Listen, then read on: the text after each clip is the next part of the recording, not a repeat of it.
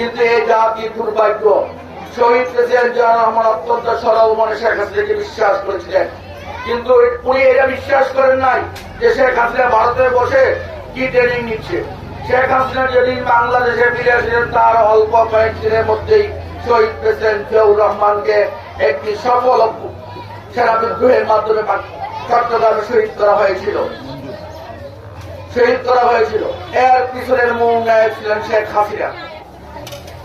আপনাদেরকে আরো জানতে হবে এই শেখ হাসিনাকে, তাকে কেন এই জাতি কিনা বলে আজীবন মনে রাখবে, তাকে কিনার চোখে দেখবে।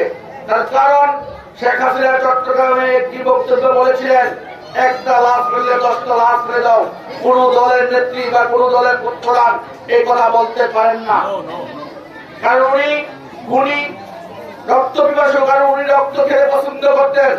সেই জন্য গত 17 বছর বাংলাদেশ জাতীয়তাবাদী দলের শত শত তরুণের রক্ত উনি পান করেছেন। ওনার পুরো শরীরে যে রক্ত রয়েছে সব ছিল জাতীয়তাবাদী পরিবারের রক্ত চুষে নিয়ে উনি পান করতেন। উনি লাশ দেখলে খুশি